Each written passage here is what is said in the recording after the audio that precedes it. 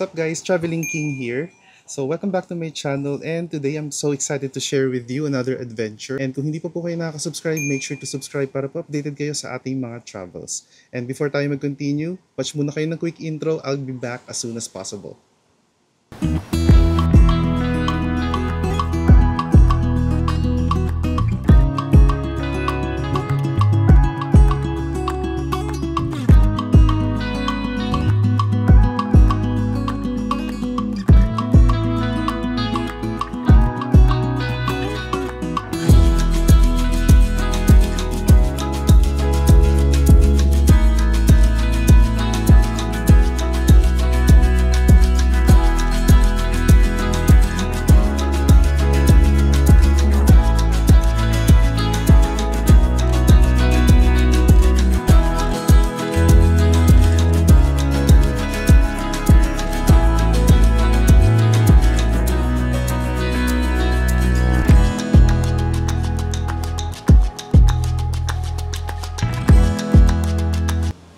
Guys, welcome to Altamare.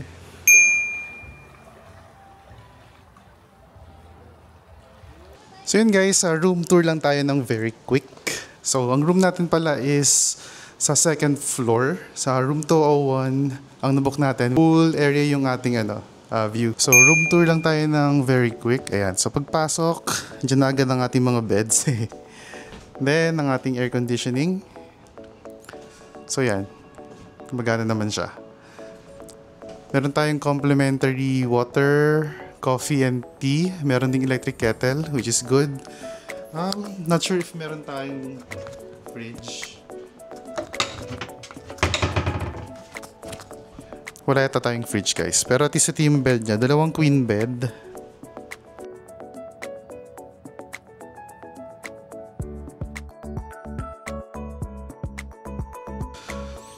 So, very quick lang na toilet tour. Ayan, pagpasok, meron agad na mirror. Then, may complimentary lotion dito sa gilid. So, meron toothbrush. Ayan. Malinis naman yung kanilang, lavatory. The good thing is, meron din siyang hot and cold shower. And it comes with shampoo and body wash. And then, pasing-tabi po sa mga kumakain. Meron naman tayong toilet. Malinis din siya. May bidet. Clean towels.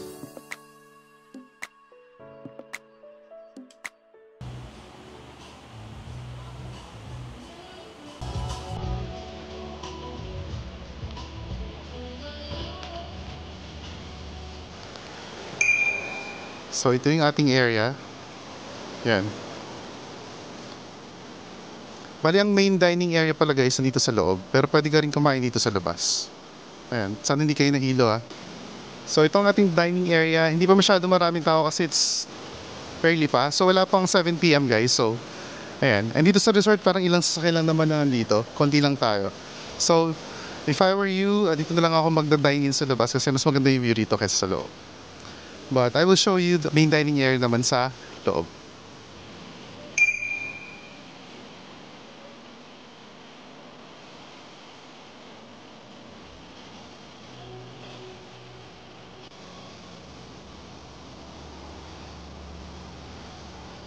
So habang hindi pa tayo nagdi-dinner guys, video muna natin tong dining area natin.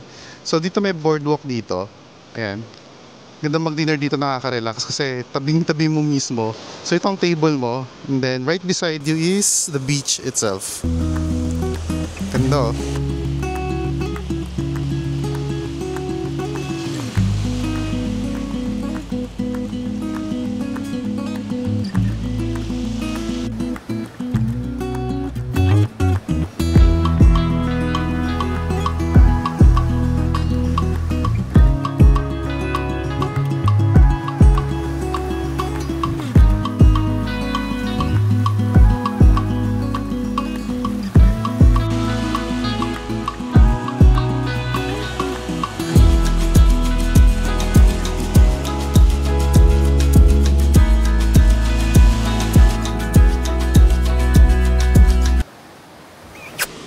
Hello guys, so hindi ko alam kung nababasa niyo itong menu, pero paki-pause na lang yung screen.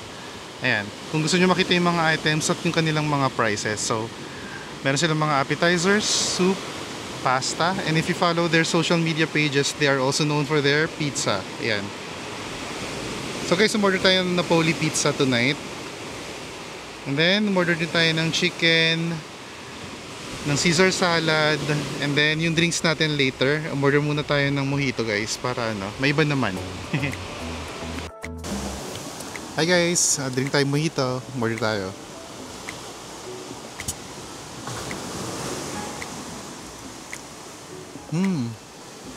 Guys, masarap yung mojito nila. Hindi naman mainit yung panahon pero still very refreshing pa din.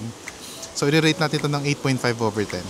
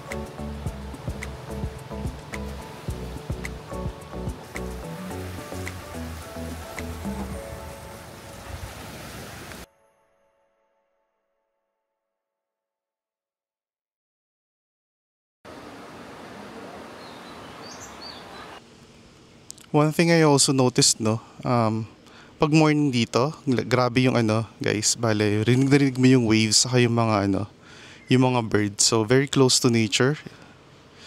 Kung naghahanap kayo ng mga accommodation na close to nature, this is maybe one of it. Good morning. So, simulan natin yung tour natin dito sa Altamare Dive and Leisure Resort dito sa San Chidoro, Batangas. So guys, no, view pa lang to sa ano, sa ating parking lot. Kumbaga guys, no, parang appetizer pa lang to. Tong view na to sa resort na to. So, it's really giving. So, tara na sa resort proper. We have to take the stairs going down. Wala guys, no, time now is around 7 a.m. And today, bale, papasok pa lang yata si Typhoon Nando sa Philippine Area of Responsibility, kaya medyo overcast yung weather natin. So going to the main resort, medyo may konting challenge lang, no? So according to sa kay Manong Garden na nakausap natin sa taas, doon sa may parking lot, yung stairs daw na ito ay 257 steps. So hindi ko na binilang. Pero yun lang yung konting challenge dito. So kung may mga senior citizen tayong kasama, so we have to be very mindful then. Pero kasi ano, yeah, 257 steps. Pero somewhere in the middle naman guys, may mga pahingahan. So para hindi naman magkaroon ng injury yung mga knees ninyo, pwedeng mag-rest muna. So papakita ko sa inyo yung situation dito.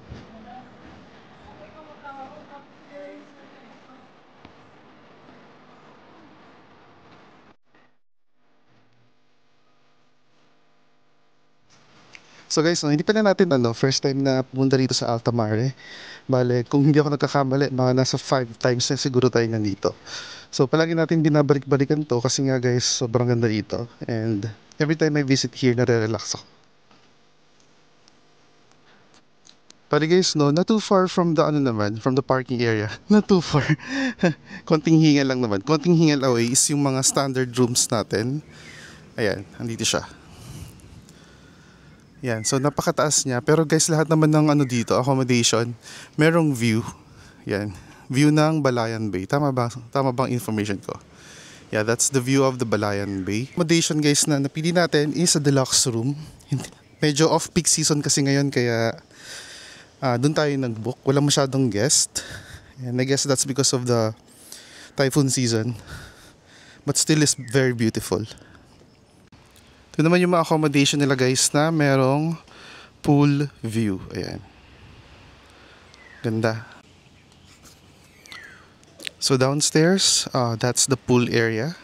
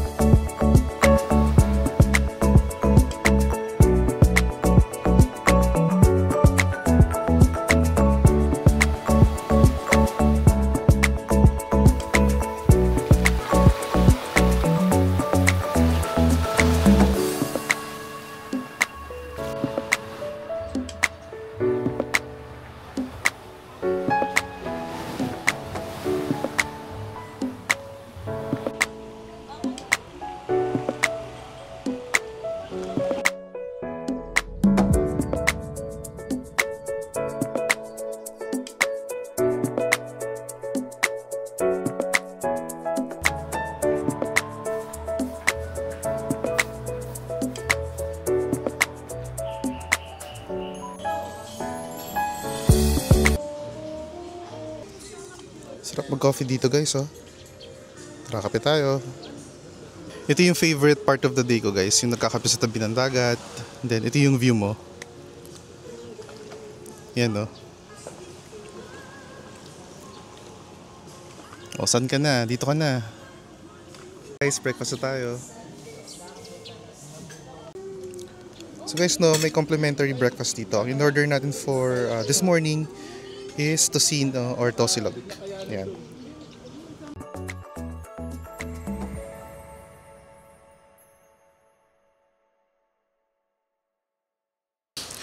So isa sa mga unique features ng Altamare, itong boardwalk. Boardwalk ba tawag dito? Yung parang ganyan, no? Yung boardwalk na to. Kasi guys, sa dami na resort dito, ito lang yung merong ganitong feature where you can dine in right beside the beach. Ganda. Sa kalinaw ng dagat ngayon guys, oh. Parang tinatawag tayo, ah.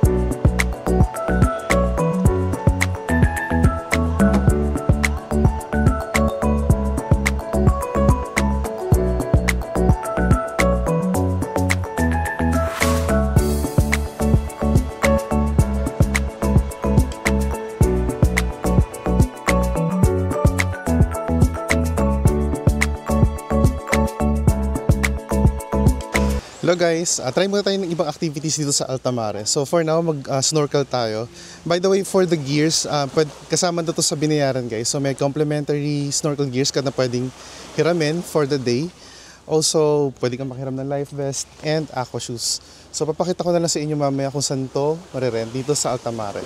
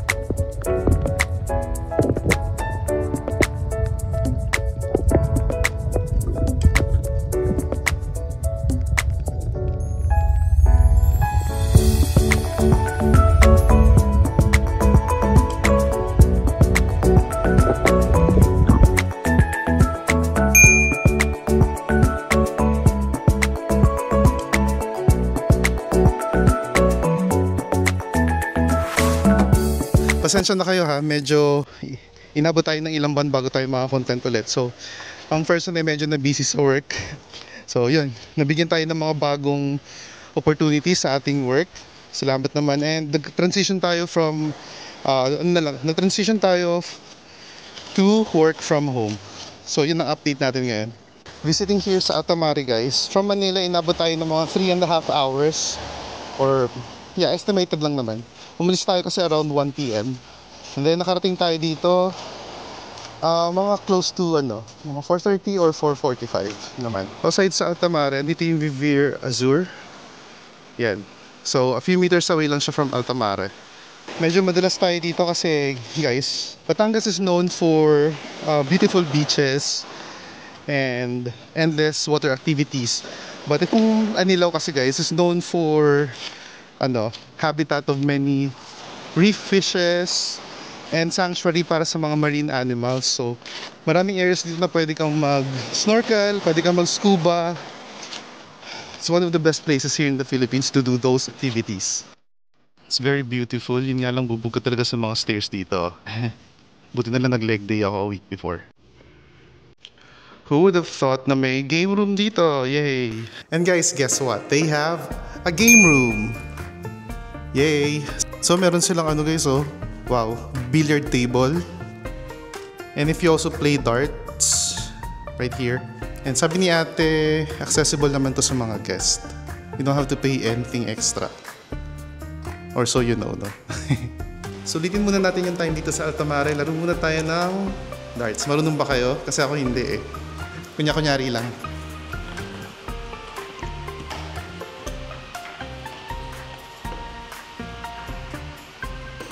Uy, malapit yun ah.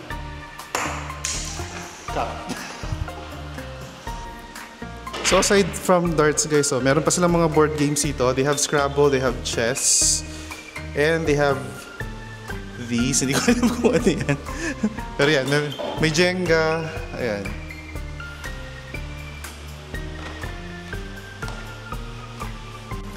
So ito ang view dito sa gaming room guys. Ang ganda, no?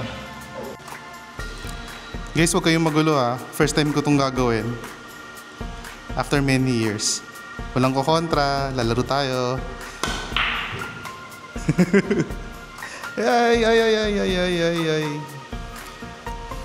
Okay.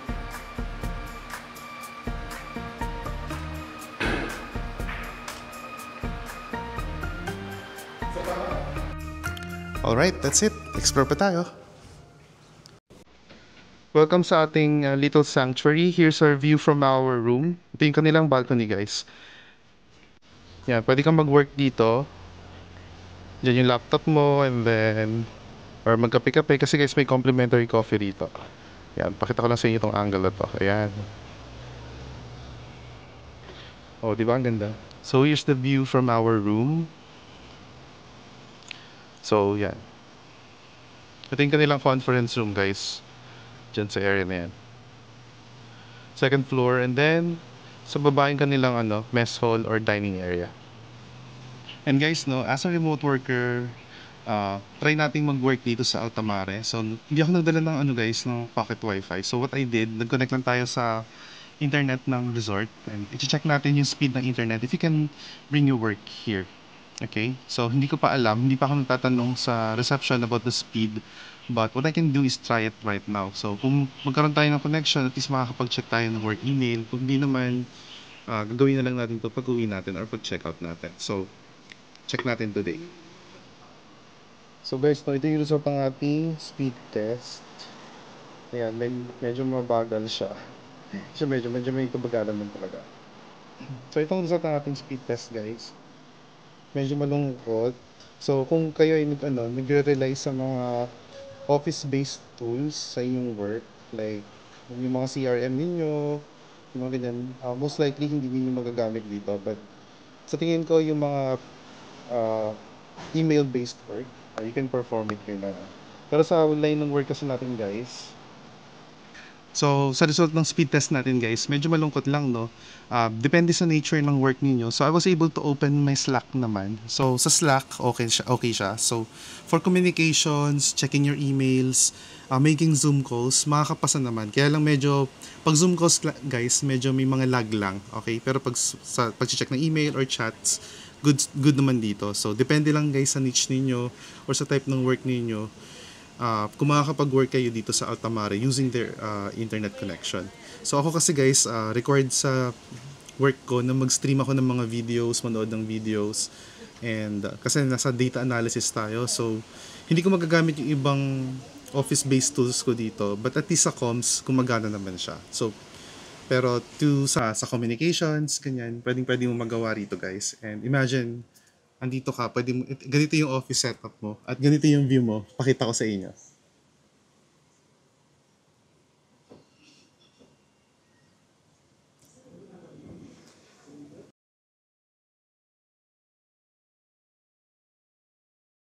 So recap lang guys, so nagstay tayo ng one night dito sa Altamar Dive and Leisure Resort dito sa San Teodoro, Mabini, Batangas. So it's just 3.5 hours away from Metro Manila. So pwede rin dito mag-commute guys via bus. So maya-maya ilalagay ko na lang information kung paano mag-commute dito. Ayun guys, bale, nagstay tayo ng one night and ang mga activities na pwedeng gawin dito, pwede again mag-kayak, pwedeng mag-snorkel, pwede rin mag-swimming sa pool, pwede rin tayong mag-island hopping. So hindi natin ginawa yung island hopping kasi medyo bad na yung weather.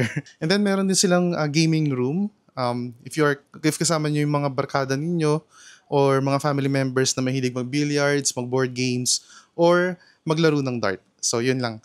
So if gusto niyo ng bakasyon na sulit at hindi naman sobrang layo sa Manila, hindi niyo na kailangan mag-plane, you can just do it in one night. Punta na kayo rito sa Altamare. Okay, lalong-lalo na kung mahilig kayo mag-snorkel din lang. So kung di pa po kayo nakasubscribe, just hit the subscribe button, the Traveling King channel. Also, paki-follow na rin ako sa ibang mga social media accounts na ipopost ko po sa screen. I hope you have a good day and samahan niyo ako sa susunod na adventure.